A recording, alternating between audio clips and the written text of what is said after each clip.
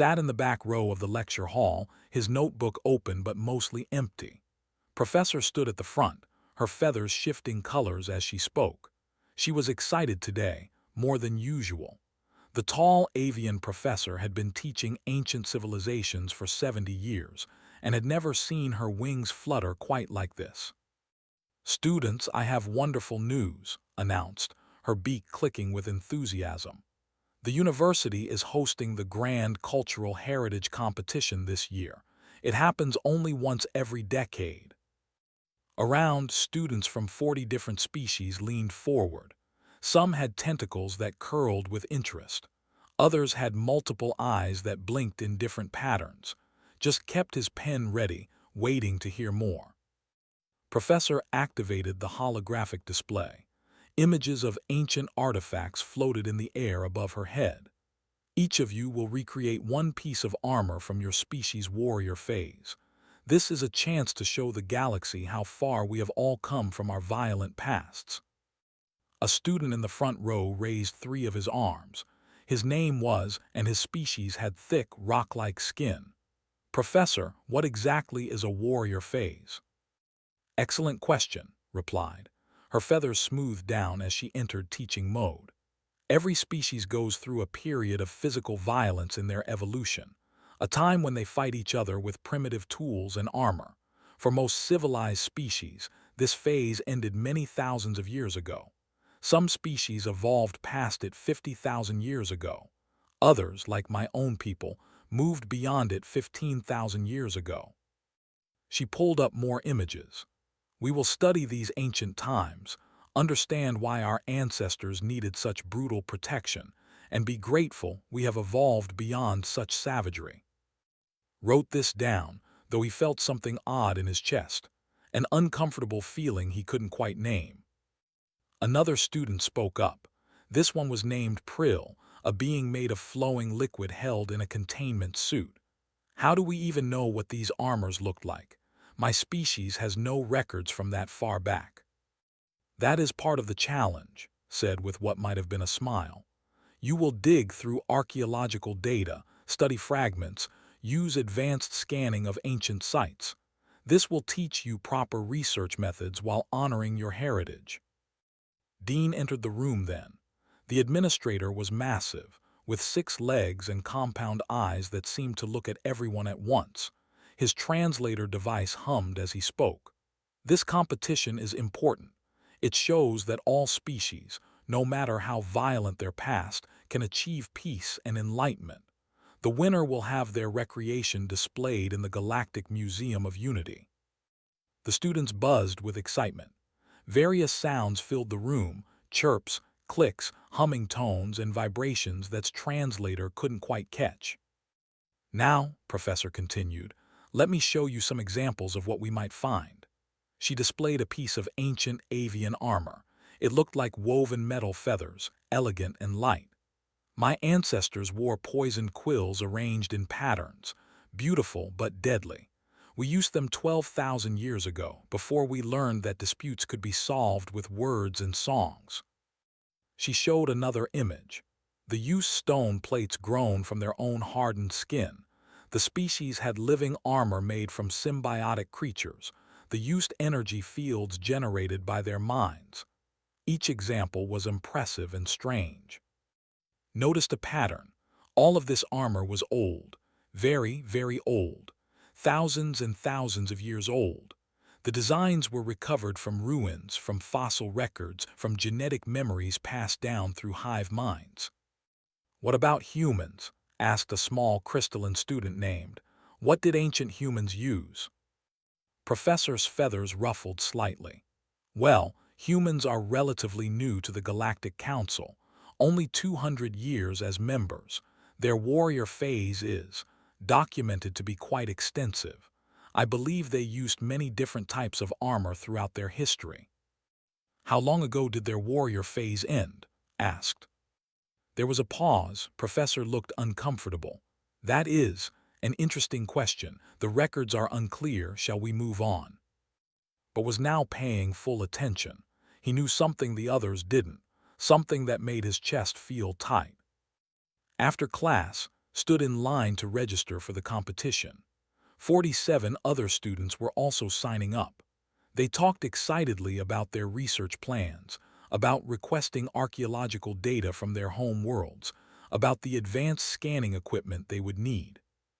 When reached the registration desk, the automated system asked him, "What resources will you require for your research?" The other students had requested access to ancient database archives, archaeological expedition reports, fossil analysis tools, and quantum reconstruction software. Typed his answer, "I need permission to visit Earth. I need to access my family's storage unit." The system paused, as if confused. Then it beeped approval and printed his registration card. Behind him, Prill gurgled with laughter. Storage unit. What do humans keep their ancient artifacts in storage units? Other students joined in the laughter. His rocky face somehow managed to look amused. "I suppose if the warrior phase only ended a few thousand years ago, there might be some intact pieces, but storage units, that's funny," chimed in her crystalline voice tinkling. "My species has fragments embedded in crystal formations. People have impressions in ancient lava flows, but physical storage of warrior phase artifacts, that seems primitive." Didn't argue. He just took his registration card and left the building. That evening, sat in his small apartment on the university station. He looked at his communication device for a long time before finally making the call. The hologram flickered to life. A woman appeared, tall and strong, with short hair and sharp eyes. She wore a military uniform even though she was off duty. "Little brother," she said with a smile, "how's university?" "Hi," replied. "I need to come home. I need to visit the family vault." Smile faded, her expression became serious. "The vault, why?" "There's a competition. We have to recreate ancient armor from our warrior phase. I need—" "Say no more," interrupted. "I'll tell grandfather you're coming. Are you sure about this? You know what's in that vault. Once you show them, once they see." "I know," said quietly, "but they asked. They asked us to show them our warrior phase, so I will." Nodded slowly. "Then show them the truth, show them all of it. I'll make sure the vault is ready." After the call ended, looked out his window at the peaceful station. Ships came and went, bringing species from across the galaxy. Everyone here was civilized, peaceful, evolved beyond violence. Everyone except humans. But as packed his bag for the trip to Earth, he thought about something Professor had said. She called the warrior phase savage. She called it something to be grateful they had evolved past. Wondered what she would say when she learned that humans never stopped being warriors. They just got better at choosing when to fight. The next morning, boarded a transport to Earth. He had 40 days until the competition presentations. 40 days to decide exactly what he would show the galaxy. His classmates thought he was going to dig through old records and reconstruct something from fragments. They thought human warrior armor was ancient history, buried and forgotten like all civilized species' violent pasts. They had no idea that in his family's vault, armor wasn't history. It was heritage, carefully maintained and ready to wear. The transport from the university station to Earth took 3 days. Spent most of that time reading messages from his classmates. They were sharing their research progress in the group chat. Had found stone fragments from his people's warrior phase, dated to 47,000 years ago. Prill had discovered genetic memories encoded in her species' ancestral pools, showing liquid armor from 60,000 years in the past. Had used quantum archaeology to reconstruct crystalline battle formations from 35,000 years ago. Didn't share anything. What could he say? "I'm going to my family's house to pick something up." They wouldn't understand. When the transport entered Earth's atmosphere, pressed his face to the window. The planet looked so green and blue, so peaceful from space. Cities glowed on the night side, organized and calm. Nothing about it looked like a warrior world. But knew better.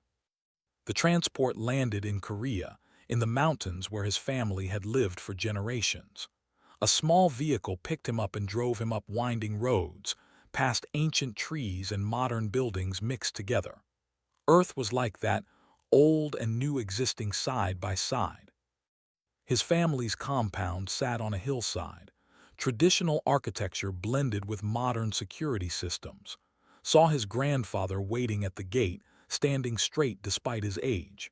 The old man's hair was white, but his eyes were sharp. Said, gripping his grandson's shoulder firmly, "Told me why you've come."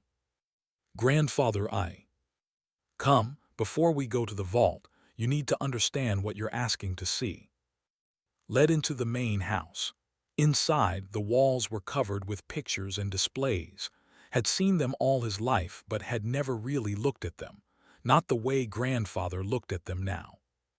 "This compound has been in our family for 800 years, began. Before that, we lived in another location for 600 years before that, and before that and before that. We keep records." He pointed to a picture of a man in ancient armor. "Your ancestor, 17 generations back. He fought in the war in 1592. He survived. Many didn't."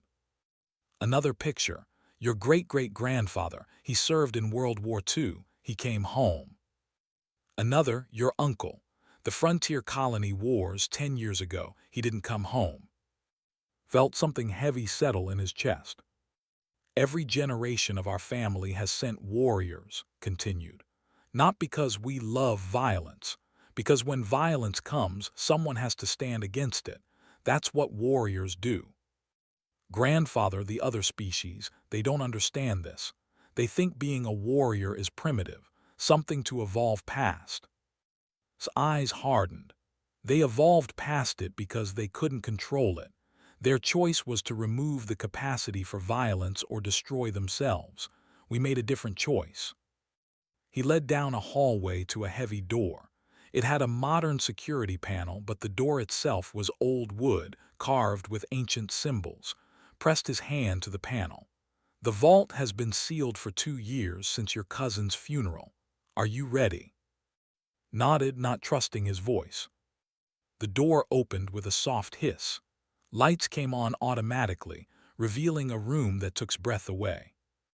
The vault was large, with climate control systems keeping everything perfectly preserved. But it wasn't a museum. It was an armory. On one wall hung armor from different eras of human history. Saw Roman-style plates, medieval samurai armor with beautiful decorations, and dynasty armor with metal scales and leather. Each piece was carefully maintained, the metal gleaming, the leather oiled. But also saw something else. Many pieces had dents, scratches, dark stains that no amount of cleaning could fully remove. "Blood," said quietly. "Your ancestors' blood, enemy blood. We don't clean it away completely. That would be dishonoring the reality of what this armor is for." On another wall were more modern pieces, military uniforms from different centuries, combat suits with advanced materials. And there, on a special stand, was a modern combat, the kind used by Earth's military forces in the present day. Walked to it slowly. The suit was sleek, made of materials that could stop energy weapons and kinetic rounds. It had servo motors to enhance strength, medical systems, communications arrays. But it also had something else. Damage. The chest plate had a deep score mark. The left arm had been repaired. There were blast marks on the shoulders. "Your cousin Minu wore this," said. "In the defense of Colony 3 years ago, the rogue fleet attacked without warning. Minu held it for 6 hours while civilians evacuated. The suit saved his life 4 times. The 5th hit." His voice broke slightly. "The 5th hit got through." Reached out and touched the suit with shaking fingers. It was real. It was recent. It was proof. "The university wants ancient warrior armor," whispered. "They want to see how primitive and savage we used to be." "And what will you show them?" asked. Turned to look at his grandfather. Then he looked at the armor on the wall, 500 years old, worn by an ancestor in a war that happened when other species were already flying between stars. Then he looked at Minyu's suit, 3 years old, worn in a battle that happened while the Galactic Council was celebrating 10,000 years of universal peace. "I'll show them the truth," said both. Smiled, but it wasn't a happy smile. It was a warrior's smile, proud and sad at the same time. "Then you need to understand what that truth means. Come, sit." They sat on a bench in the vault, pulled out a small data pad and opened a file. "This is the list of humans currently serving in military roles. Not historical, not ancient, current." The numbermate's eyes widen. That many. Every colony has a defense force. Every station has security. Every exploration ship has marines. We provide peacekeepers for 60% of the Galactic Council's border stations. Do you know why? Shook his head. Because we can do what needs to be done. Other species, they can't. Biologically, they evolved past the ability to face violence. They panic, they freeze. They can't hurt another living being even to protect themselves. It's not cowardice, it's evolution.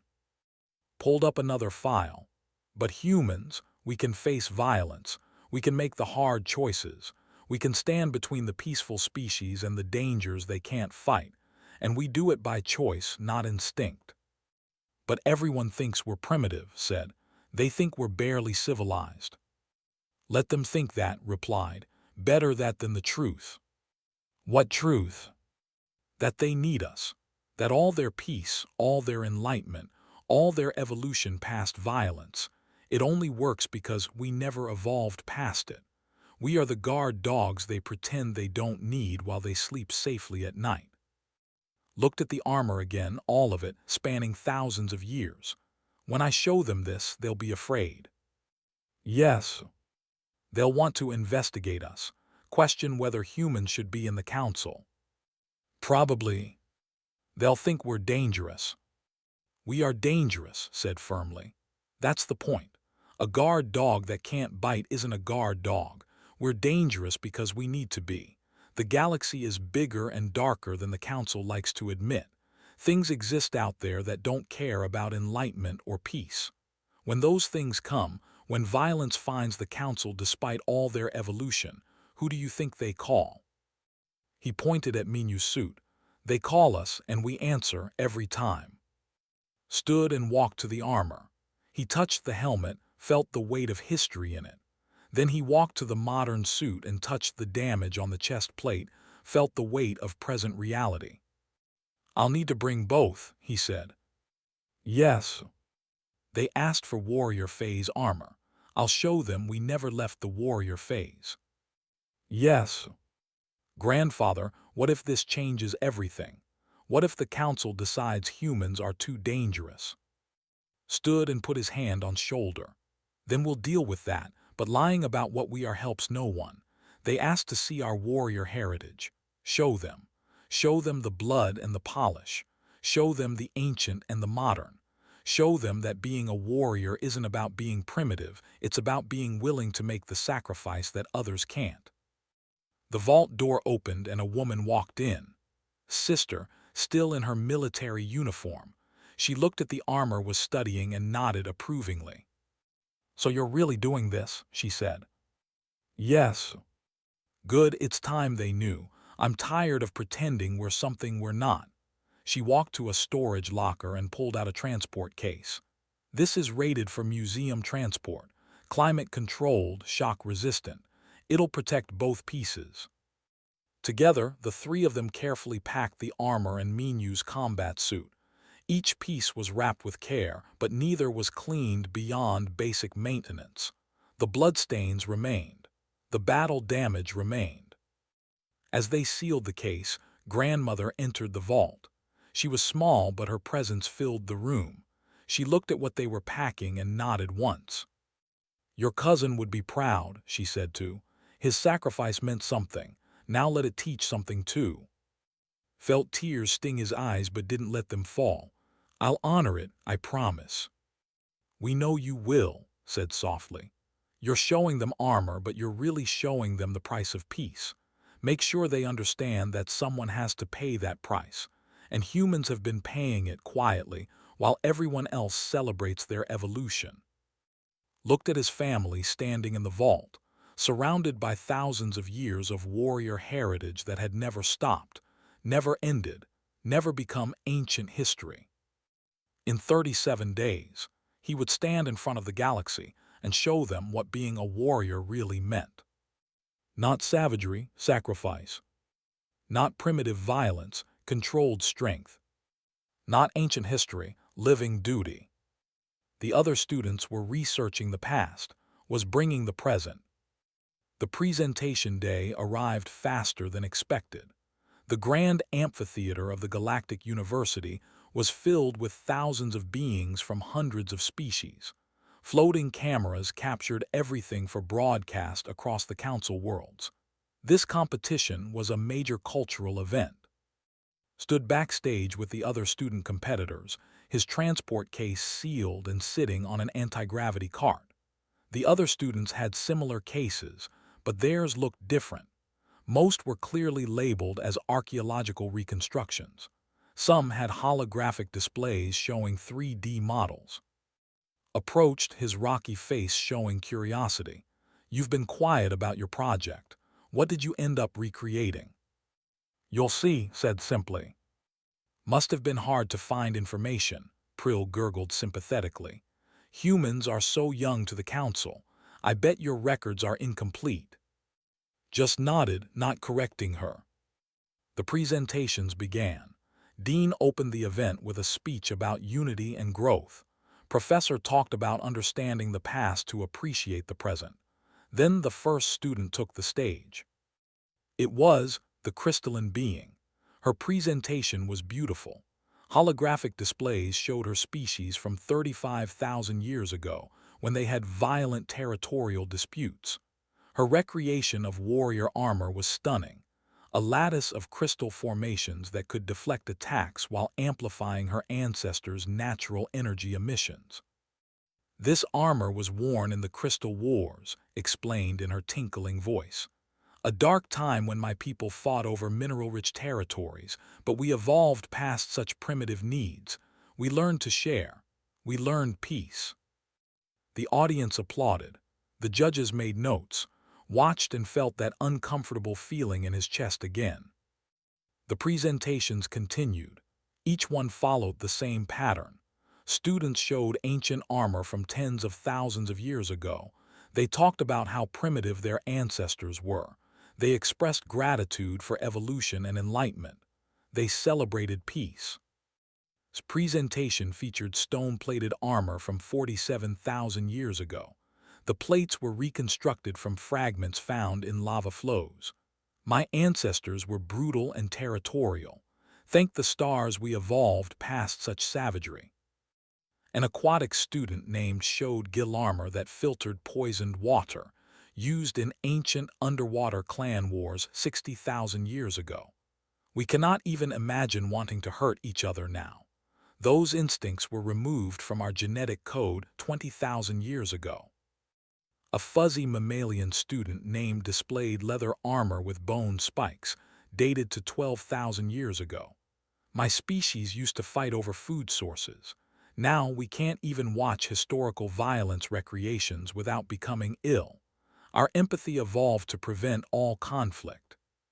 Pattern after pattern, ancient violence, modern peace, biological evolution past aggression.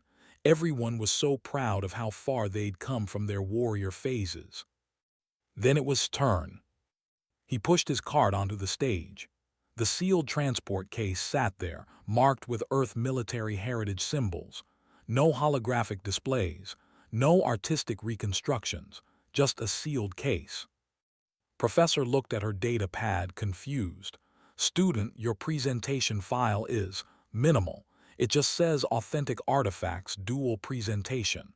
Can you explain?" Stood at the microphone. Thousands of eyes, lenses, and sensors focused on him. He took a breath. "Professor asked us to recreate armor from our warrior phase," began. His voice was steady. "But I need to make something clear first. Humans don't have a warrior phase that ended. We're still in it. The amphitheater went silent. It was a heavy silence, confused and shocked. "What do you mean?" asked, her feathers starting to ruffle. "Open the transport case. I brought 2 pieces of armor. The first is 500 years old. The second is 3 years old." He carefully lifted out the dynasty armor and placed it on a display stand. The audience gasped. Under the stage lights, every detail was visible. The metal scales that overlapped for protection, the leather straps that held it together, the helmet with its distinctive design, and yes, the dark stains that had never fully come out of the leather. "This armor was worn by my ancestor in the year 1592 during the war," explained. "That was 500 years ago. While many of your species were already traveling between stars, my ancestor was fighting on a battlefield with swords and arrows." He paused and pulled up a holographic timeline. It showed human history. Wars and conflicts dotted the entire length of it, from ancient times to last month. The timeline didn't end. It continued right up to the present day. "This is human history," said quietly. "We've been fighting for our entire existence. We've never stopped." Professor stood up from the judge's table. "There must be a mistake. Surely these conflicts are rare now, minor disputes." Shook his head. "No, Professor, we still have wars, we still have soldiers, we still train our young people in combat, we still make armor and weapons." He reached into the case and pulled out the modern combat. The audience's shock rippled through the amphitheater like a wave. This armor was sleek and technological. It clearly wasn't ancient. It clearly wasn't primitive. And it clearly showed battle damage. Placed it on a second stand. "This is military armor, modern military armor. It was worn by my cousin Minu 3 years ago in the defense of Colony against a rogue fleet attack." He pointed to the damage. "This score mark on the chest is from an energy weapon. This repair on the arm is where the original plate was destroyed by shrapnel. These blast marks are from explosive devices." The silence in the amphitheater was now different. It wasn't confused. It was frightened. "Your cousin died in this?" asked the judge, a flowing energy being named. "Yes," said simply. "The armor saved him 4 times. The 5th hit penetrated to his body, but he held his position. 3,000 civilians evacuated because he and his unit maintained that for 6 hours." Dean stood up, his compound eyes reflecting the stage lights.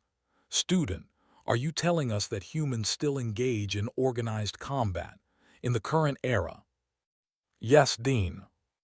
But that's," struggled to find words. "That's impossible. No civilized species maintains a warrior culture. The evolutionary pressures, the social development, the biological changes required for peaceful cooperation, these things eliminate the warrior phase naturally." "Not for humans," said. He pulled up more data on his holographic display. "Humans currently have active military forces on every colony world. We serve as peacekeepers on 60% of the Council's border stations. We provide security forces for exploration vessels. We run defense operations across the galaxy." A student in the audience shouted, "But how? Why? Why would you still have warriors?" Looked at the armor, then at Minu's suit. "Because someone has to. The galaxy isn't as safe as everyone pretends. There are threats out there, pirates, rogue groups, unknown hostile species in unexplored space. When those threats come, when violence finds the peaceful species who evolved past the ability to fight back, who do you think protects them?" He let that question hang in the air. "Humans," continued, "didn't evolve past violence. We evolved with it. We learned to control it, to direct it, to use it only when necessary. Other species had to remove the capacity for violence from their biology because they couldn't control it. Humans can, and we choose when to use it and when not to." Professor's feathers were flat against her body, a sign of extreme distress. This is disturbing. Student, are you saying that humans are inherently violent?" No, Professor, I'm saying we're inherently capable of violence. There's a difference. Every human has the capacity to harm, but we choose not to. Every day, billions of humans choose peace, but we don't lose the ability to fight. We just don't use it unless we have to. Another judge, a plant-based being named, spoke with a rustling voice. But the armor, why do you still make armor? Why is it so advanced? Because the threats are advanced, replied. The rogue fleet that attacked Colony had advanced weapons, energy shields, kinetic accelerators. To protect innocent civilians from those weapons, we need advanced armor. We need trained warriors who can face that violence. But we have the Council Security Force, protested Weekly. Which is 70% human personnel, said quietly. The other 30% are mostly support roles. Very few species in the Council can actually serve in combat positions. Most species physically cannot. Their evolution made them biologically incapable of violent action, even in self-defense. The amphitheater erupted in noise. Students argued with each other. Judges talked urgently among themselves. Some beings left their seats, clearly upset. Dean's voice boomed over the noise.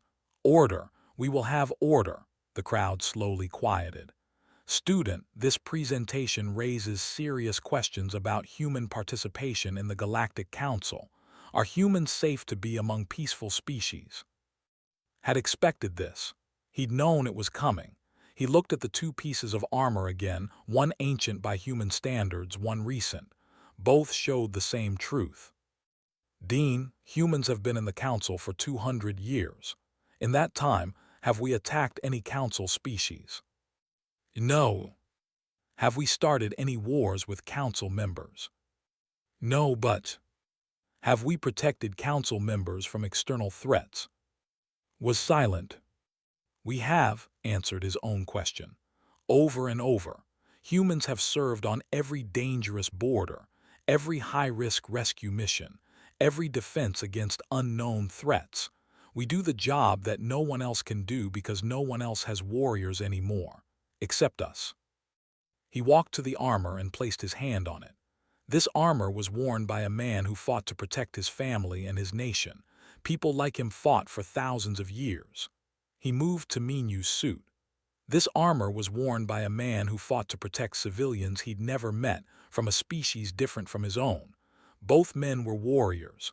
Both understood the cost. Looked directly at the judges. You asked us to show you our warrior phase.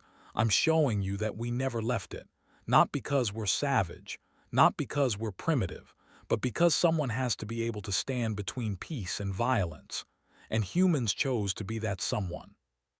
The amphitheater was silent again, but this silence was different. It was thoughtful, scared, yes, but thoughtful. In the front row, saw another human student, Jin, stand up. She was in the xenobiology program. She spoke clearly. If I may add context to this presentation, I've been studying the biological evolution of Council species. I can confirm that most species did indeed evolve past the capacity for physical violence. This wasn't a choice. It was biological necessity. Species that couldn't stop fighting destroyed themselves.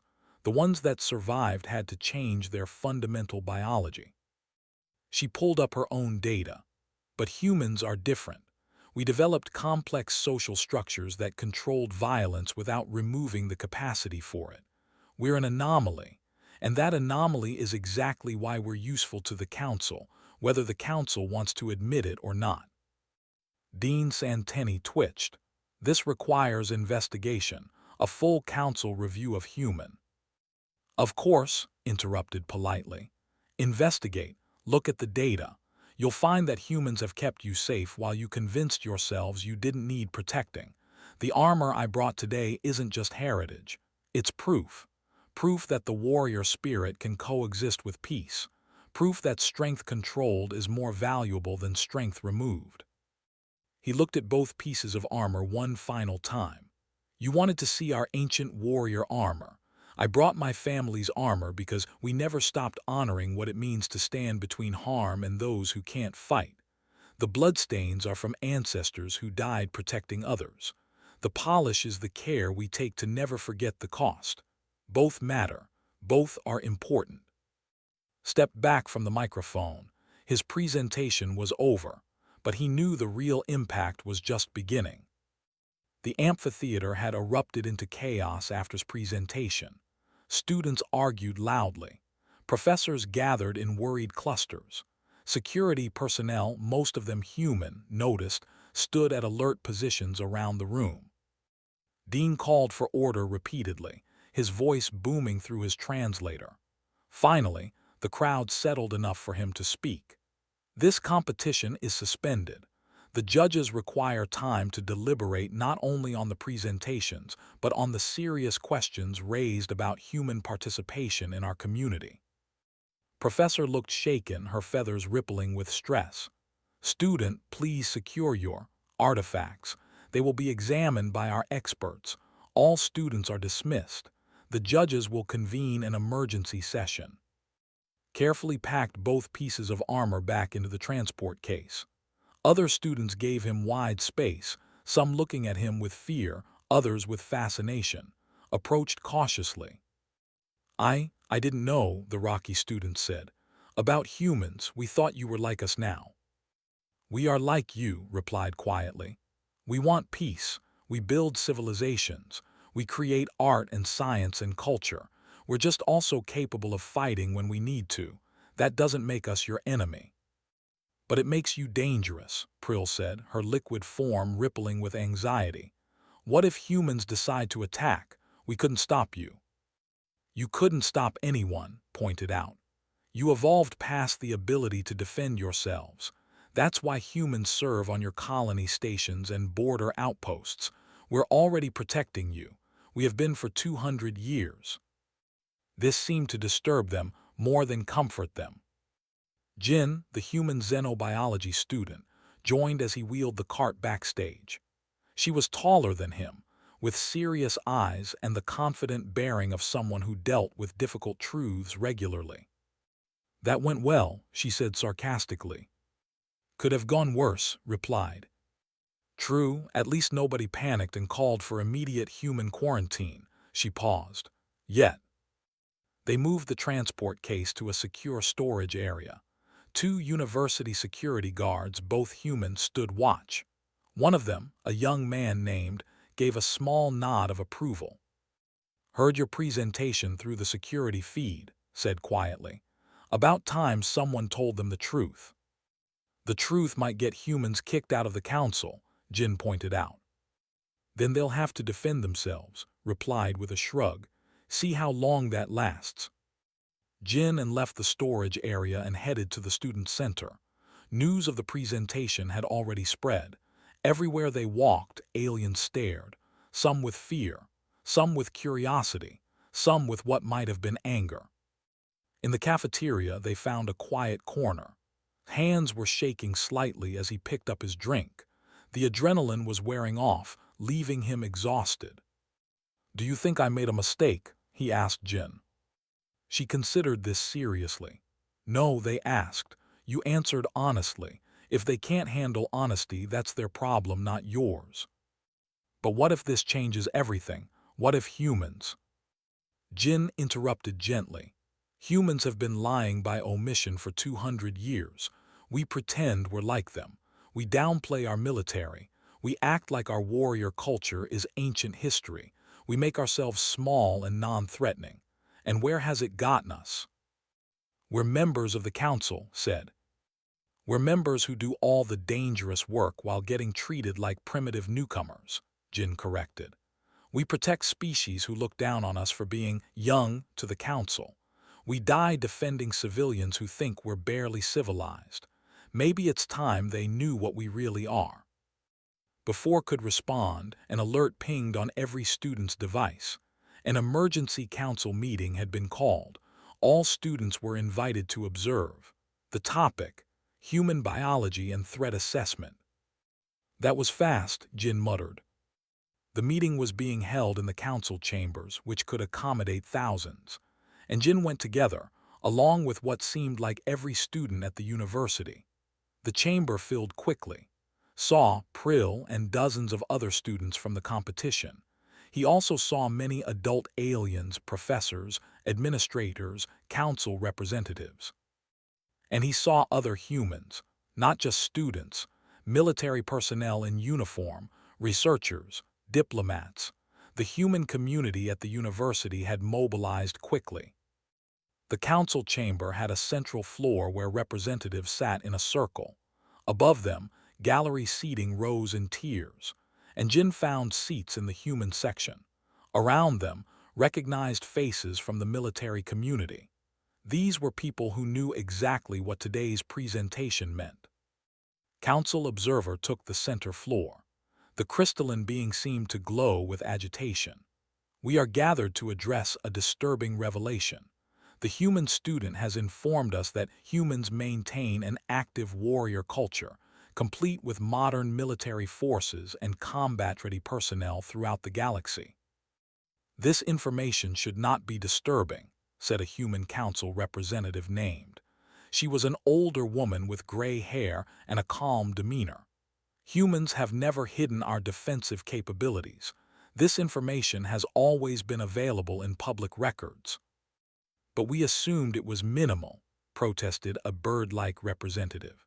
We thought humans had mostly evolved past violence, with only small traditional holdouts. You assumed wrong, replied simply. Humans never claimed to have evolved past violence. You simply never asked.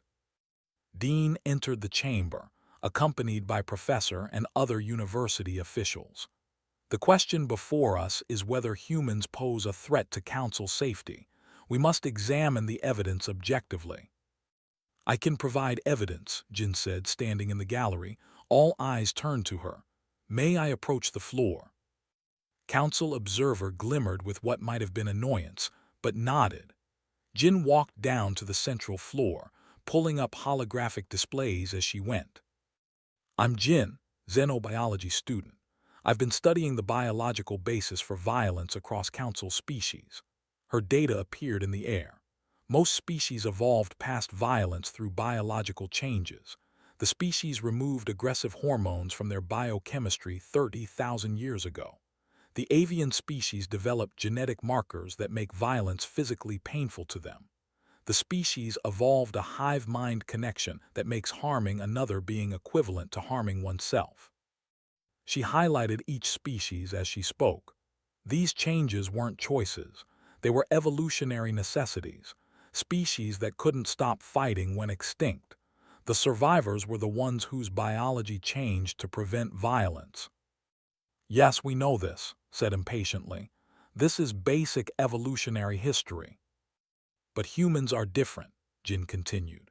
She pulled up human biological data. Humans evolved complex social structures that controlled violence without removing the biological capacity for it. We have the same aggressive instincts we had 100,000 years ago. We have the same capacity to harm.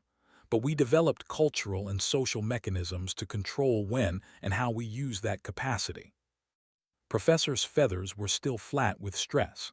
So humans are biologically capable of violence in a way that other species are not. Correct, but that's not the same as being violent. Capacity and action are different things. How do we know humans won't become violent? Asked another council member, a flowing gas being named Vex. Jin looked at him calmly. How do you know you won't suffocate me with your gas form? You have the capacity. You could do it right now. But you don't because you choose not to. Humans are the same, we choose. But our biology prevents us from wanting to harm others, Vex protested. Humans apparently don't have that protection. No, we don't, Jin agreed. We have something else. We have discipline, we have training. We have social contracts and moral codes and laws. We have the ability to want to hurt someone and still choose not to. That's harder than not wanting to hurt in the first place, but it's more flexible. Watched from the gallery as Jin laid out the case. She was better at this than him, more scientific, more objective. She showed data comparing human defensive actions to council defense records. The numbers were stark. In the last 50 years, Jin explained, Council species have faced 17 major external threats: pirate raids, rogue fleet attacks, unknown hostile contacts in deep space. Of those 17 threats, humans provided primary defense in 14 cases. In the other 3, humans provided significant support. "Because you're violent," someone in the gallery shouted. "No," Jin replied firmly. "Because we're capable, there's a difference. The people are peaceful and kind. But when pirates raided Colony 7, they couldn't fight back. Their biology won't allow it. They called for help. Humans answered, we fought, we won, we protected lives." She pulled up more data. This pattern repeats across the Council. Peaceful species face violence. Peaceful species can't respond to violence. Humans respond on their behalf. We've been doing this for 200 years. We're not the threat. We're the shield. Council observer chimed in, sounding troubled. "But what happens if humans decide to become the threat? Who protects us from you?" The chamber fell silent. It was the question everyone was thinking. Representative stood. "The same thing that's protected you for 200 years. Human choice. We choose to protect. We choose to serve. We choose to stand between violence and those who can't defend themselves. We make that choice every day." "But choices can change," insisted. "Yes, they can," agreed. "Just as the Council could choose to terminate trade agreements with humans, or the avian species could choose to stop sharing their advanced sensor technology, or they could choose to keep their medical knowledge to themselves. All species make choices. The question is whether you trust those choices." Dean spoke up, his compound eyes reflecting the lights. "The difficulty is that your choice has more severe consequences. If the avians stop sharing sensor technology, we lose sensors. If humans choose violence, we lose lives." "That was always true," said a voice from the human section of the gallery. Turned to see his sister standing. She wore her military uniform, must have arrived during the meeting. "From the day humans joined the Council, we had the capacity to harm you. You didn't know it as clearly, but it was always true. Nothing has changed except your awareness." She walked down to the floor. "I'm Captain, Earth Defense Forces.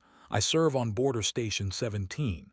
Do you know what's out there beyond Council space?" "I do. I've seen it. There are species that never evolved past violence. There are things that actively seek out peaceful species to prey on. The galaxy is not safe.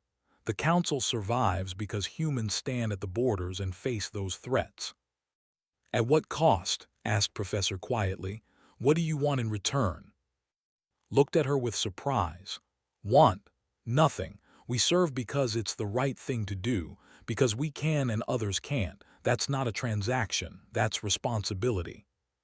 "But surely—" "Do you know what my cousin died defending?" interrupted. "Colony, population 3,000, not one human among them. He died protecting people he'd never met who weren't even his species. That's what humans do, not because we want something, because it's right." The chamber was quiet. Saw aliens looking at each other, confusion and uncertainty on their faces. Council observer finally spoke. "This matter requires more time, more investigation. But I must ask, human representatives, what do you want from this council?" Representative smiled sadly. "The same thing we've always wanted. To be seen as partners, not primitives. To have our sacrifice acknowledged, not ignored. To stop pretending we're something we're not." "And if the council cannot accept what humans are?" asked. "Then the council will need to decide if they can accept not having what humans provide," replied. The meeting continued for hours but stopped paying close attention. He watched the faces around him instead. Fear, confusion, calculation, respect, disgust, so many reactions to the same truth. Jin sat back down next to him. "This is going to take a while to sort out." "Yeah," agreed. "Was it worth it showing them?" Thought about the armor in storage. Ancient and modern, blood and polish, history and present. Yes, they needed to see, even if they don't like what they saw. In the end, that was what mattered. Not comfort, not convenience, truth. The meeting adjourned with no clear resolution. More sessions were scheduled, investigations ordered, reports requested. But as left the chamber, he saw something that gave him hope. Small groups of humans and aliens talking quietly, not arguing, talking, trying to understand. Maybe that was enough. Maybe understanding was the first step. Outside found his grandfather waiting with. The old man looked at with pride. "You did well, grandson. You showed them what they needed to see." "They're afraid of us now," said. "They were always afraid. Now they're honest about it. That's progress." Hoped he was right. 3 weeks passed after the emergency council meeting. 3 weeks of investigations, debates, and discussions that spread across the entire Galactic Council. His presentation had sparked something that couldn't be contained. Universities across council space held symposiums on human biology and culture. News broadcasts debated the human question constantly. Some called for restrictions on human movement. Others demanded greater human presence in security roles. Everyone had an opinion. Tried to focus on his studies, but it was impossible. He was recognized everywhere he went. Some aliens avoided him. Others sought him out with questions. A few thanked him for telling the truth. The competition results were still pending. The judges had more important things to consider than which student won a contest. But Dean had called a final meeting for today. All competitors were required to attend. Sat in the now familiar amphitheater, surrounded by the other students. The atmosphere was tense. Sat far from today, looking uncomfortable. Prill had positioned herself near the exit, glimmered with what might have been anxiety. But some students sat closer. A small mammalian student named Bora had moved her seat next to. "I wanted to say thank you," she whispered. "My family lives on Border Station 9. Humans protect that station. I never understood what that meant until now." Nodded, not sure what to say. Dean entered with Professor and the other judges. The dean's antennae were still, which meant he'd come to some decision. The chamber fell silent. Students, faculty, honored guests began. "The past 3 weeks have been challenging for our community. One presentation revealed a truth that many found disturbing, but after extensive investigation and debate, the council has reached several conclusions." He activated a holographic display. Data filled the air. "First, we confirmed that human biological capacity for violence is indeed significantly higher than other council species. Humans retain aggressive instincts that most species evolved past tens of thousands of years ago." Murmurs rippled through the crowd, felt his stomach tighten.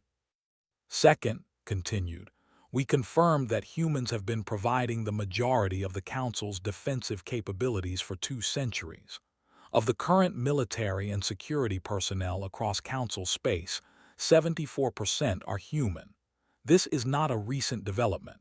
It has been true since humans joined the Council." Professor stood. Her feathers were smoother now, less stressed than before. "We also discovered something troubling. For 200 years, the Council has relied on human protection while simultaneously treating humans as primitive newcomers. We have benefited from human sacrifice while denying the reality of that sacrifice." She looked directly at. Students' presentation was not a revelation of new information. It was a revelation of information we chose not to see. The data was always available. We simply never looked. A council representative hadn't seen before stood. He was a tall, slender being with multiple limbs, from a species known for their analytical minds. "My name is Council Security Oversight. I have reviewed 200 years of defense records. The findings are humbling." He pulled up case after case.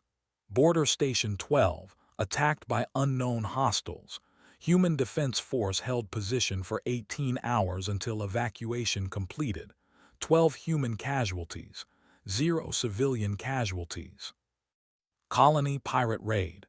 Human security team engaged raiders in populated areas. All civilians safely evacuated. 3 humans killed, 7 wounded. Exploration vessel Harmony, first contact with hostile species. Human marines created defensive perimeter. All science crew escaped. 5 humans lost in rearguard action. The list went on and on and on. Felt tears in his eyes as recited the catalog of human sacrifice. These weren't just statistics. Each one was a person, someone's cousin, someone's friend, someone who made the same choice you made. In total, concluded, humans have suffered 7,412 casualties while serving Council security operations. 7,412 individuals who died protecting species that considered them primitive. The chamber was completely silent. Dean's voice was heavy. The Council has been forced to confront an uncomfortable truth. We evolved past violence because we couldn't control it. We eliminated our capacity to harm because we would have destroyed ourselves otherwise. We've been proud of this evolution. We've considered it enlightenment. He paused. But humans evolved differently. They learned to control violence without eliminating it. They developed the discipline to have the capacity to harm and choose not to use it. That is not primitive. That is advanced in a way we never considered. Professor took over. We also investigated why humans were willing to serve in dangerous roles at such high rates. We assumed it was cultural tradition or perhaps economic incentive. We were wrong. She pulled up interview data, recognized some of the names friends of his sister, fellow military personnel. When asked why they serve, humans gave remarkably consistent answers. Because someone has to, because they can and others can't, because it's the right thing to do. Not one, emphasized, not a single human surveyed mentioned payment, status, or reward as their primary motivation. They serve because they choose to protect those who can't protect themselves. A plant-based council member named rustled with emotion. This is difficult for us to understand. Most species serve their community because biological imperatives compel them. Hive minds share all experiences. Genetic bonding creates automatic loyalty, but humans choose loyalty. They choose sacrifice, without biological compulsion. That's what makes them dangerous, someone called out. If it's a choice, they could choose differently. Representative stood, the same human diplomat from the earlier meeting. Yes, we could, just as you could choose to abandon trade agreements or scientific cooperation or any other alliance. All relationships require trust. You want to guarantee that humans will always choose to protect you. We can't give you that. No one can guarantee future choices. We can only show you our past actions and ask you to trust our character. Council observer chimed with a sound like breaking glass. But your character is based on capacity for violence. How can we trust that? Stood up. He hadn't planned to speak, but the words came out. Because our character is also based on control. Every human learns from childhood to control their anger, their fear, their aggression. We spend years training to think before we act. We have laws and ethics and moral codes that tell us when violence is justified and when it isn't. He looked around the chamber. You evolved past violence because you had to. You had no choice. We could have done the same. Humans could have genetically modified ourselves to remove aggressive instincts. We have the technology. We chose not to. Do you know why? Silence. Because someone needs to be able to face violence when it comes, continued. The galaxy isn't safe. You know this. That's why you have border stations. That's why you need security forces. That's why you invited humans into the council in the first place. You needed warriors even if you didn't want to admit it. He walked down to the central floor. My cousin Minyu had the capacity for great violence. He was trained in combat, armed with advanced weapons, physically capable of causing tremendous harm. He could have used that capacity for himself. Instead, he used it to protect strangers. That's what human character means. Not the absence of violence, but the presence of choice. Dean's antennae quivered. Student, you raise valid points, but the question remains, what does the council do with this information? Before anyone could answer, the chamber doors opened. A group of beings entered, wearing formal diplomatic attire. Recognize the symbols, these were senior council leaders, not just university officials. The lead figure was a counselor known for overseeing border security. He moved to the center floor with authority. The council has made its decision regarding humans, announced. First, all investigations into restricting human activities are closed. Humans have proven themselves trustworthy partners for 2 centuries. That record speaks clearly. Relief flooded through the human section of the gallery. Second, continued, the council formally acknowledges its debt to human service. A memorial will be established honoring the 7,412 humans who died in council service. Their sacrifice will be remembered. Saw in the gallery, tears streaming down her face. Finally, Minyu's death would be honored properly. Third, humans will be offered representation in the Council Security Command. For too long, humans have provided security without voice in security policy. This changes today. And finally, looked directly at, regarding the competition that started this revelation, the judges have reached a decision. Professor stepped forward. We judged this competition on several criteria: historical accuracy, preservation quality, cultural significance, and educational value. She smiled, a gesture had never seen from her before. Students' presentation exceeded all criteria. He showed us not just artifacts but living history, not just ancient armor but current reality, not just his species past but their present. Dean spoke next. The winner of the Grand Cultural Heritage Competition is Student, representing humanity. His presentation will be displayed in the Galactic Museum of Unity. Applause filled the chamber. It started with the human section but spread to others. Clapped his rocky hands together. Bora cheered, even chimed with what might have been approval, but raised his hands for quiet.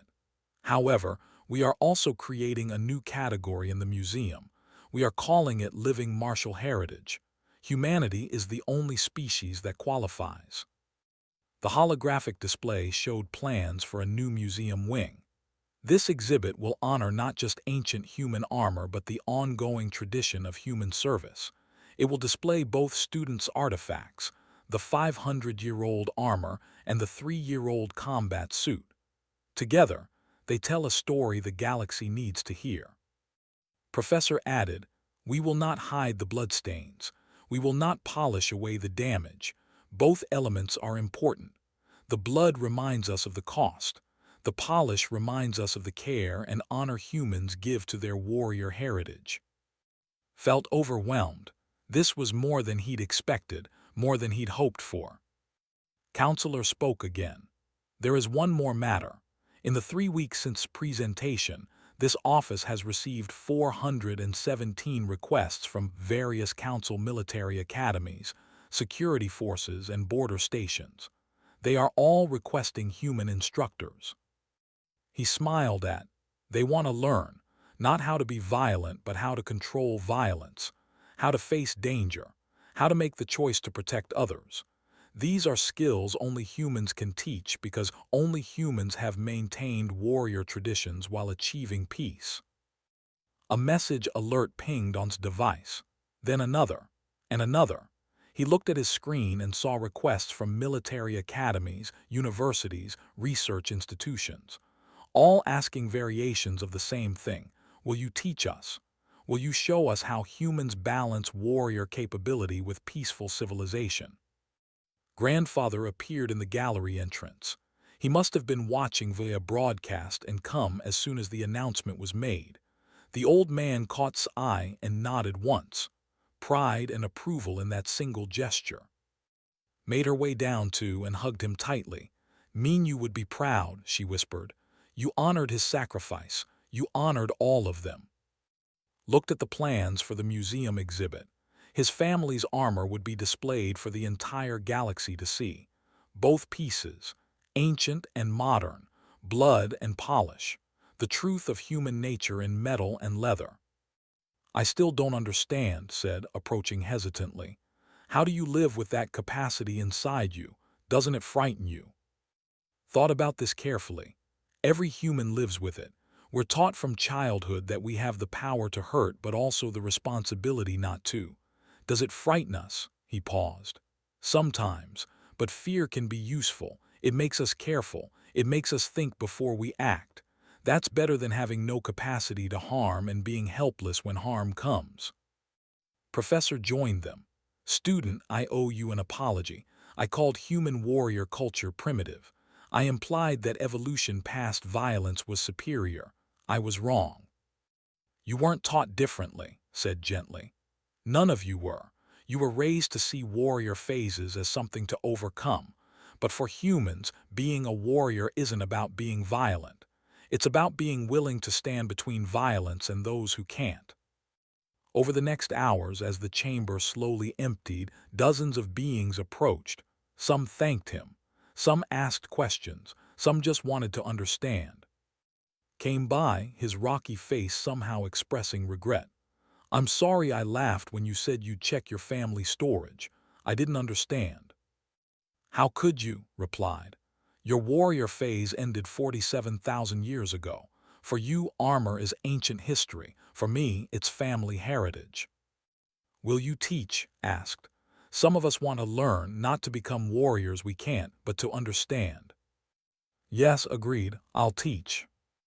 As the sun set on the university station, found himself alone in the amphitheater. He sat in the same back row seat where he'd first heard about the competition. It felt like years ago, not weeks. His device chimed, a message from Earth, from grandmother. "We watched your presentation, little one. The whole family watched. Minyu's parents watched. They want you to know you gave their son's death meaning. You showed the galaxy what he died for. Thank you." Let the tears come finally. All the stress and fear and doubt of the past weeks released. He'd done it. He'd shown them the truth. And somehow, impossibly, they'd accepted it. Well, not all of them. There would be aliens who still feared humans, who still saw them as dangerous primitives. That was okay. Fear based on truth was better than trust based on lies. Another message came in, this one from Dean's office. "Student, we are creating a new course, Human Military Culture and Ethics. Would you be interested in serving as teaching assistant? The course has already received 500 student registrations." 500 students wanted to learn about human warriors, to understand what it meant to have capacity for violence and choose peace, to see what discipline and honor looked like. Send his acceptance. His grandfather's words came back to him. They finally asked the right question, not "why do you still fight?" but "how did you learn to control it?" That was what would teach, not how to fight, but how to control the capacity to fight, how to be strong enough to hurt and wise enough not to, how to be a warrior in service of peace. The galaxy was learning that strength removed wasn't the same as strength controlled, that evolution past violence wasn't the only path to peace, that sometimes the most advanced civilization was the one that kept its dangerous edges sharp, but chose carefully when to use them. Looked at his reflection in the darkened amphitheater window. He saw a young man who'd brought ancient armor to a modern competition, who'd told an uncomfortable truth to a galaxy that wanted comfortable lies. He saw a human, a warrior species that had never stopped being warriors, but had learned to be so much more. In the museum, his family's armor would stand as testament. The dynasty armor from 1592, worn by an ancestor who fought to protect his homeland. The combat from 3 years ago, worn by Minyu who fought to protect strangers. 500 years apart, the same spirit. That was humanity's gift to the galaxy. Not the absence of violence, but the presence of honor. Not the inability to harm, but the choice to protect. The Bloodstains told one story, the Polished told another. Together, they told the truth. And finally, after 200 years of hiding that truth, the galaxy was ready to hear it. Stood and walked toward the exit. Tomorrow he would start teaching. Tomorrow the galaxy would begin learning what it meant to be human. But tonight, he would call his family and tell them that Minyu's sacrifice hadn't been forgotten, that 7,412 names would be honored, that humanity's warriors would finally be recognized for what they truly were. Not savage, not primitive, not ancient history, but guardians, protectors, warriors who chose peace but never forgot the cost of maintaining it. As left the amphitheater, he passed the storage room where his family's armor waited. Through the secure window, he could see both pieces on their stands. Ancient and modern. Blood and polish. Past and present. All of it was human heritage, all of it mattered. And now, finally, the galaxy understood.